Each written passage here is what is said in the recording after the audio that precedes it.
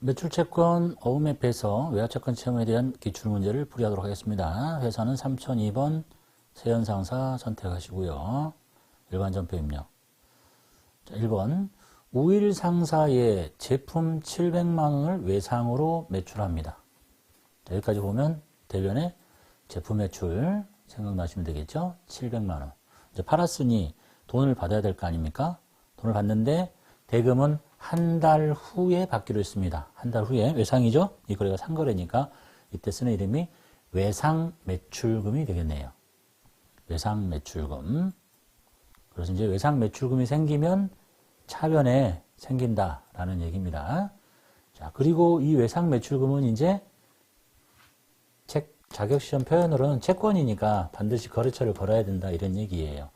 여기서 이름 두 자리 치우면 이런 창이 뜰 거예요. 또는 F2키 누르고 그리고 반드시 거래처를 걸어야 됩니다. 금액 700 이해되셨죠? 그래서 이제 잘 질문 많이 하는 것 중에 채권 채무라고 분명히 말했잖아요. 근데 걸어야 될지 말아야 될지 고민된다. 그럼 다 걸면 돼요. 근데 채권 채무 말고 이런 거야. 거래처 원장에서 관리가 필요하다는 얘기는 뭐냐면 어떤 사건이 한번 생기면 자 A라는 사건이 한번 생겼어요. 그리고 나서 그 이후에 아무 일이 안 생겨. 그러면 거래처를 관리할 필요 없어요. 그런데 이 사건이 생기면 언젠가 그 반대의 상황이 생겨. 그러니까 관리를 해야 돼. 예를 들면 물건을 외상으로 팔아놨어요. 그럼 외상 매출금이라는 개정 과목이 생기잖아. 그럼 어떻게 돼요?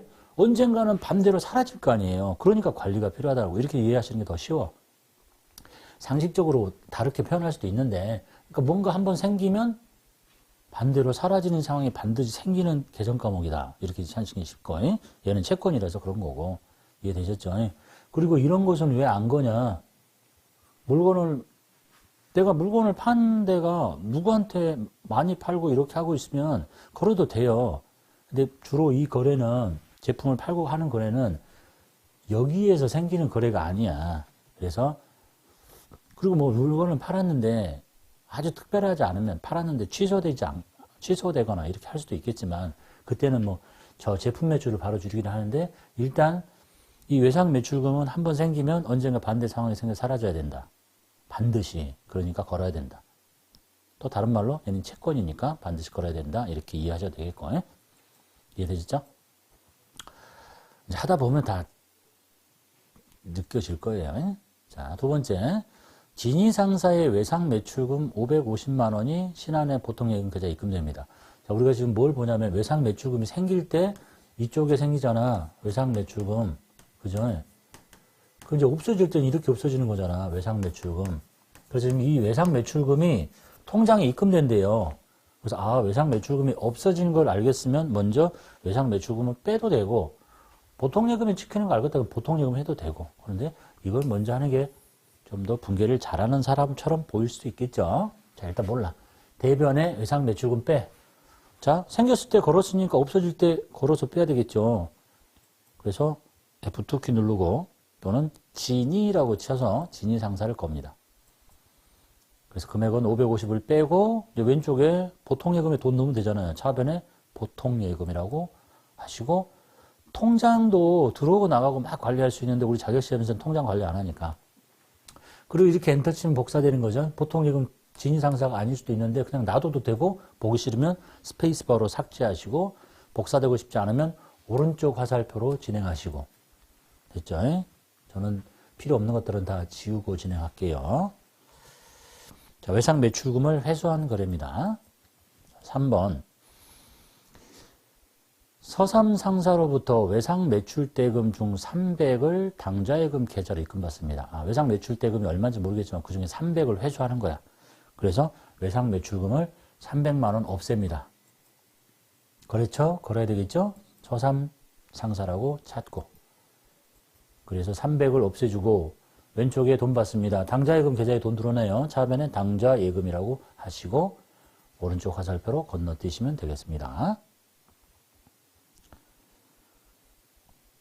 되셨죠? 자, 이제부터 우리가 거꾸로 돌아가서 여기에다가 거래처를 거는 방식은 이미 아셨으니까 제가 이제 교재를 쓸 때 뭐 멋진 이름의 거래처를 만들 수도 있지만 뭐 이렇게 시간 낭비하면서 이름 두 자리 치고 막 하기가 쓸데없는 짓이잖아. 그래서 이제 여기다가 거래처를 입력하는 방법을 알았으니까 이제부터 문제를 풀다 보면 요런 회사들이 나올 거예요. 이름이 좀 특이하긴 하지만 우 1, 2, 3, 4, 5, 6, 7, 8, 9, 0 이렇게 돼 있거든요. 그래서 이제 거래처 이름이 우1로 나오면 여러분 실습할 때 그냥 첫 번째 회사구나. 진이야? 2, 3, 4, 5 이렇게 입력하시면 되겠습니다. 시간 줄이기 위해서 그런 거예요. 뭐 이름 멋지게 지어서 뭐 좋은 거 없잖아. 그냥 소삼문과 103번 이렇게 하면 돼. 무사 104번 이런 식으로 진행하시면 되겠다. 자, 이제 4번 문제부터. 자, 매출처 무사의 2월 4일 현재 외상 매출금 전부를 동사 발행 약속으로 받습니다. 지금 외상 매출금을 통째로 받아내겠다는 얘기죠. 그 외상 매출금이 통째로 사라지면 되는데 금액은 3,600 대변에 외상 매출금 무사 104번 이렇게 입력하시면 돼. 실습하실 때 금액은 3,665만 원을 뺍니다. 자, 그럼 돈 받았는데 뭘로 받았다고? 동사, 즉 상대방이에요. 타인, 발행, 약속어음. 자, 어음 받았어요. 받을 어음이야. 이 거래가 지금 상거래였잖아. 그러니까 차변에 받을 어음이라고 합니다. 상거래와 관련돼서 채무가 생겼다. 채권이 생겼다. 받을 어음. 그리고 얘도 거래처가 무사죠. 그런데 이거를 엔터키 치고 이렇게 복사받으면 이건 거래처가 안 걸린 거야. 맞죠? 다시 앞에다 숫자를 넣어서 입력을 해야 거래처가 걸린 겁니다. 그거 조심하시고. 숫자가 없이 복사만 된 거는 거래처가 걸린 게 아니에요. 이해되셨죠? 자, 그 다음에 참고로, 다를 때는 숫자를 이렇게 표시 않던데, 여기는 이렇게 표시 좀 특이하게 했잖아요, 교재에서. 얘는 뭔 뜻이냐면, 실제 이 문제는 기출문제지만, 이 숫자가 없는 거야. 이 숫자가 없으면 뭐라고 나오겠어요? 2월 4일 현재 외상 매출금 전부를 회수했다, 이렇게 나오는 거야. 그럼 전부가 얼마인지를 알아내야 되잖아. 그죠? 그러면, 금액을 알아내는 방식이 이제 회계 2급 하셨으면 알 수 있는데 안 했다 치더라도 이게 이제 거래처 원장에 가. 여기에 거래처 원장에 가서 날짜를 1월 1일부터 2월 4일까지 치고 거기 거래처에다 무사상사 걸고 그러면 요 자리에 3,665만 원이 이렇게 있는 걸 확인을 하는 거예요. 요 자리에. 외상 매출금이니까 자산이죠. 차변에 잔액이 있을 거야. 그걸 다 받아내니까 자변이, 대변이 없어지고 이제 얘가 0이 될 텐데 얘가 없는데 빼내니까 지금 마이너스로 난 거예요. 우리는 여기서 뭘 배워야 되냐면, 금액을 안 가르쳐주면 거래처 원장에 가서, 외상 매출금이니까 이 차변 잔액을 확인했더니 이렇더라는 거야. 그러면 이제 확인하고 자기 시험지에다가 3,665만 원을 적어 놓고 분개를 해야 된다는 의미다라는 얘기입니다. 이해되셨죠? 자, 다섯 번째 봅시다. 매출처 광호상사의 외상 매출금 2천만 원 중에서 외상 매출금이 2천만 원 있나 봐요. 근데 500만 원은 현금으로 받아. 그 잔액은 어음 받아. 일단 외상 매출금이 없어지는 걸 알겠으면 먼저 외상 매출금을 빼면 되죠. 대변으로 외상 매출금 광호 다섯 번째 걸고 2천을 제거시킵니다. 왼쪽에 돈 받습니다. 500은 현금으로 받습니다. 현금 500. 나머지는 뭐로 받냐? 만기 1년 이내에 어음 받습니다. 그럼 뭐란 뜻이야? 받을 어음이라는 뜻입니다. 그 자격시험에서 어음을 받았는데 상거래와 관련돼서 만기를 안 주더라. 그러면 장기 받을 어음일 수도 있지 않냐 이렇게 생각하지 마세요. 현실적으로 장기는 보기 어려우니까 그냥 원래는 줘야 되지. 장기가 되려면 이렇게 길어야 된다니까. 보세요. 올해가 일기인데 여기서 물건을 팔았다. 뭐 한 3월 1일 날 팔았어요. 어음 받았는데 자 여기 다음 연도에 떨어지면 다 단기야. 왜냐하면 여기서부터 계산할 거니까. 그런데 장기가 되려면 여기 떨어져야 돼. 그럼 누가 물건을 팔고 어음을 12달 다 기다리고 여기 앞으로 기다리고 뒤로 기다리고 이렇게 할 어음을 받을 사람 누가 있어? 없지. 내가 엄청 약자가 아닌 이상 내 물건을 가는데 1년 이상을 기다리려고 돈 준다고? 누가 파냐 그거를. 현실적으로 이론적으로는 장단기가 있을 수는 있겠지만 나 같아도 안 팔겠다. 야. 1년 있다고 돈 받는데 누가 파냐 그거를. 이해되셨죠? 그래서 장단기 구분 없으면 그냥 단기라고 가정하고 푸시면 돼요. 그리고 받으러옴도 거래처 걸어주셔야 되겠죠? 숫자로. 광호. 그다음에 6번째 문제 봅시다. 지금 이제 받으러 문제 보고 있는 거죠. 외상 매출금과 받으러. 청육 상사와 2월 6일까지 현재 거래분에 대한 외상 매출금이 5,500만 원인데 전액 회수합니다. 회수한 내역이 복잡하죠. 일단 외상 매출금을 뺍니다. 외상 매출금을 대변으로 거래처 청육 106번 걸어서 빼요. 5,500. 그리고 나서 이제 돈 받은 내역만 골라서 넣어주면 되겠죠. 자, 400만 원은 다음 연도 1월 10일 만기 약소금. 자, 이 거래가 상거래였으니까 400은 받으럼이란 얘기입니다. 청육 숫자를 넣어서 걸고 400. 잔액은 보통예금에 들어옵니다. 차변에 보통예금 거래처 걸 필요 없고 이렇게 돈을 받아내면 되겠네요. 그 다음에 7번 보겠습니다. 매출처 처칠에 대한 받으름 1,000만 원을 받으름 1,000만 원을 당사 거래은행인 신한은행에 추심을 해. 지금 어음의 배서에 대한 문제네요. 추심 위임 배서. 어음 추심 의뢰했더니 추심료가 빠지고 당좌예금 계좌로 들어와요. 자, 어음을 추심했으니까 떠오르는 것은 받으러음이 이제 사라지면 되겠죠. 대변에 받으러음을 뺍니다. 거래처 걸어야 되겠죠. 받아놨을 때 걸렸을 거니까. 처칠 7번째. 금액은 1,000만 원. 자, 돈 받아요. 그런데 다 받는 게 아니라 수수료가 빠지고 들어오니까 먼저 추심 수수료를 비용 처리해 주는 게 좋겠죠. 수수료 비용이라고 합니다. 800번대의 수수료 비용. 금액은 25,000원. 그러면 이제 잔액이 딱 남게 되죠. 잔액은 당좌예금 계좌로 들어온대요. 그럼 차변에 당좌예금 나머지 거 입력하시면 되겠네요. 8번 용팔 상사에 대한 받으럼 1,650만 원이 받으럼 있나 봐요. 1,650이 만기가 도래야 해서 추심 수수료 15만 원 빼고 당좌예금 똑같네요. 받으럼에 추심이임 배서 대변에 받으럼 용팔 1,650 빼고 차변에 추심 수수료 800번대의 수수료 비용 처리하고 금액은 15. 나머지가 당좌 예입, 즉 당좌 예금 통장에 들어왔다는 얘기입니다. 되셨죠? 당좌 예금 나머지. 그 다음에 19번. 영구상사의 외상매입금 1,500을 결제하기 위해서 지금 이제 외상매입금이라는 부채가 있다는 뜻입니다. 이것도 회계 2급을 안 하셨으면 외상매입금은 외상매출금의 반대예요. 외상매입금 요쪽에 생겨요. 요쪽에 상거래와 관련돼서는 요걸 이제 그러니까 내가 뭔가를 사오고 비품을 사오고 비품 말이 안 되는구나. 원재료를 사오고 돈을 나중에 주겠다. 근데 외상매입금 이쪽에 생기거든요. 없어지면 이쪽으로 나가면 되잖아. 그죠? 자, 그래서 영구상사의 외상매입금 1,500만 원을 결제하기 위해서 여러 가지 결제 수단들이 있어요. 그러니까 일단 외상매입금을 없앨 수도 있고, 저 같은 이제 외상매입금 먼저 없앨 수도 있는데, 제품 매출 대금으로 받아 보관 중인 약소금을 배서합니다. 그러니까 내가 갖고 있는 약소금은 차변에 받으러음으로 잡혀있을 거 아니야. 그죠? 그거를 떠넘긴대, 대변으로. 받으러음, 거래처, 서삼상사로부터 받은 거니까 그 받으러음을 없앱니다. 지금 배서양도 문제네요. 배서양도. 1,500짜리 빼고, 외상매입금을 갚는 데잖아. 부채인 외상매입금이 저쪽으로 없어지면 되겠네요. 그래서 외상매입금이라는 부채를 없애줍니다. 근데 이 외상매입금은 누구 거야?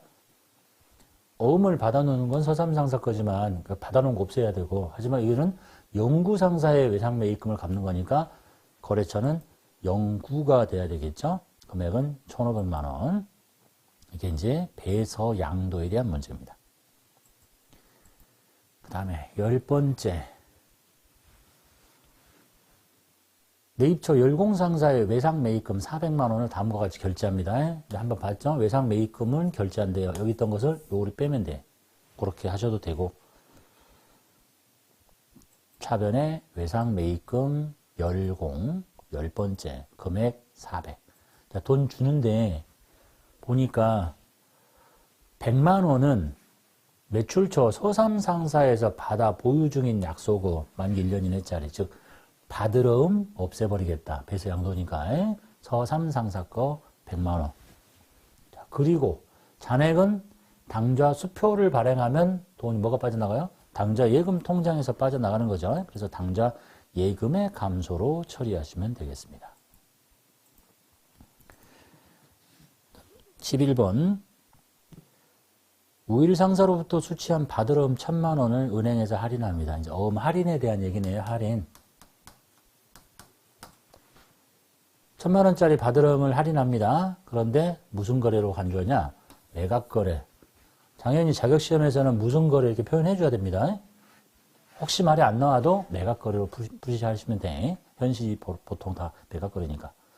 자, 매각거래로 처리하고 어음의 할인료를 뺀 나머지가 통장에 들어온대요. 자, 일단 매각거래니까 분계 순서는 대변의 받으러움을 제거시키는 게 가장 좋겠죠. 받으러움 뺍니다. 거래처 101번 U1 걸고 금액은 1000만 원. 그리고 어음의 할인료를 빼고 들어오니까 자, 이 어음의 할인료를 우리가 뭐라고 불러요? 여러분이 처음 시작할 때 어려워하는 거 이름 중에 하나잖아요. 매출채권을 매출채권이잖아요, 얘가. 매각, 처분하고, 비용 이렇게 했으면 좋겠는데, 손실, 이렇게 이름을 쓰더래요. 그래서 차변의 이 어음 할인료는 매출채권 처분 손실이라고 합니다. 매출채권 처분 손실 금액 100만 원.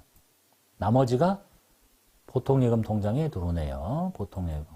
어음 할인에서 생기는 일은, 할인료는 매출채권 처분 손실이다라는 것만 잘 기억하시고 12번 받으러움 만기가 4월 12일인데 오늘 이제 2월 12일 만기는 4월 12일 1200만 원짜리를 신한은행에서 할인율 연 10% 할인받고 할인받은 금액이 당좌예금 계좌로 들어오는 걸 알겠다. 받으러움의 만기는 2달 남았고 매각거래 처리하고 할인액은 월 단위로. 자, 이걸 안 가르쳐주고 싶다는 얘기잖아요.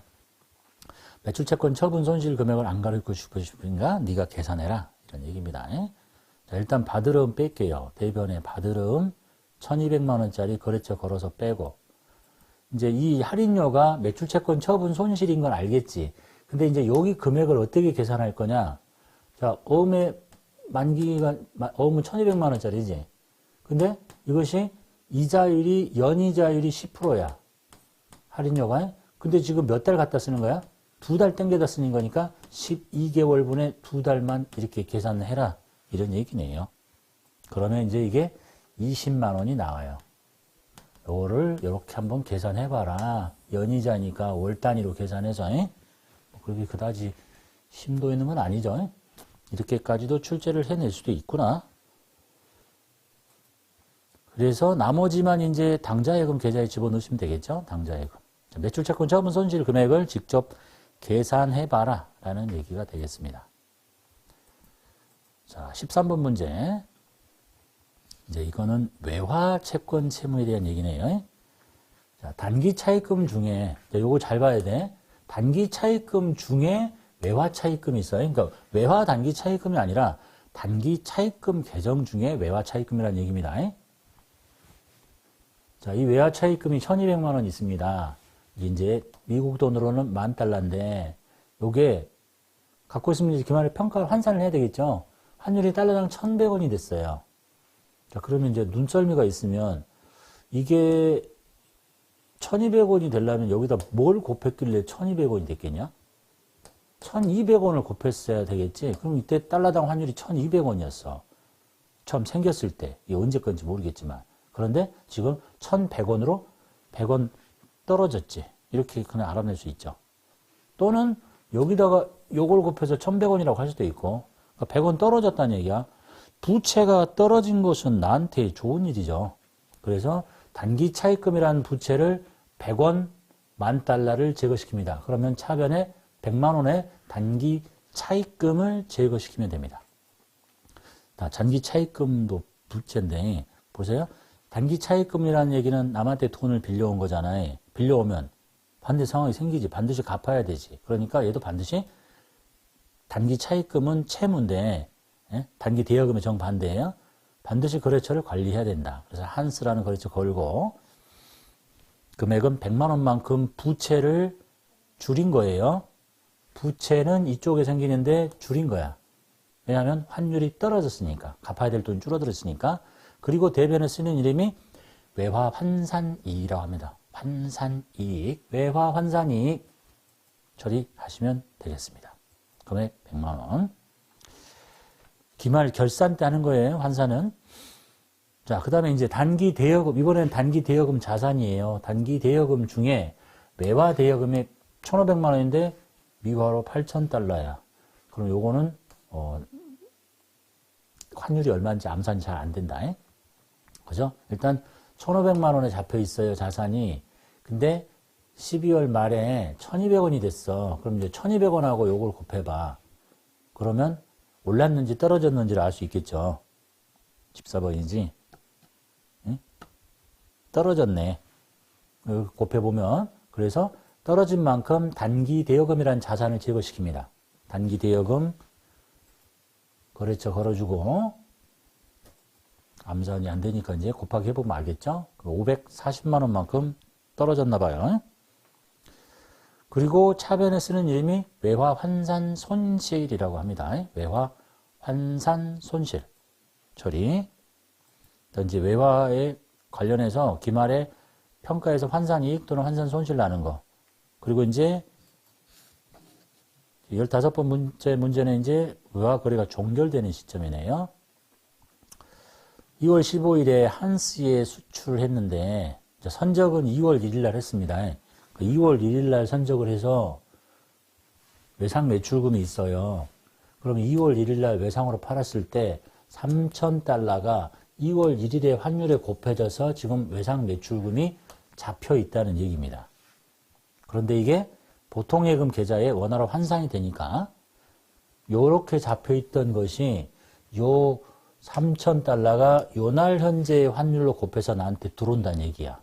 그래서 일단 빼볼게요. 외상 매출금을 빼는데 3,000달러 1,200원에 잡혀 있는 것을 거래처 한스 걸어서 제거시킵니다. 그게 이제 360만 원인가 봐요. 그런데 나한테 돈이 들어오는데 보통 예금에 들어오는데 3,000달러 곱하기 1,300원 좀 더 올랐다 100원씩 더 많이 들어와요. 돈이 이 360만 원보다 390 들어왔네요. 나한테 좋은 일이 생긴 거잖아. 외환차익이라고 합니다. 외환차익 되셨죠? 외환차익 또 처음 하시는 분들이 발음을 잘 못하실 텐데 환산은 기말에 평가를 하는 데 쓰는 게 외화환산이익, 외화환산손실. 거래가 종료될 때는 외환차익, 외환차손 이렇게 외환환산손실 이렇게 한 사람은 없었겠지. 외환차익이라고 하시면 되겠네요. 자, 그 다음에 16번. 자, 2월 2일에 선적한 물건인데 이 외상 매출금이 보통 예금에 들어옵니다. 그러니까 이제 2월 2일에 외상은 2,000달러, 2월 2일 환율 곱해가지고 이게 외상 매출금으로 지금 잡혀 있다는 얘기입니다. 요게 통장에 들어올 때는 여기 2,000달러가 요렇게 곱해져서 들어오겠다는 얘기네요. 떨어졌다, 얘는. 손해 났겠다. 자, 외상 매출금에 잡혀 있는 금액 2,000달러 1,200원을 곱해진 금액을 거래처 걸어서 뺍니다. 그게 이제 240이야. 근데 들어올 때는 220 들어오겠구나, 얘는 이제. 보통 예금에 거래처 필요 없고 220만원 들어옵니다. 손해 났잖아요. 예? 그래서 이때 쓰는 이름이 외환차손이라고 합니다. 외환차손. 되셨죠? 외환차익, 외환차손. 외화환산이익, 외화환산손실. 비용이니까 거래처 필요 없고. 이렇게 해서 자, 외화 거래에 대한 얘기까지 보셨습니다. 닫기 누르고 종료하시면 되겠죠?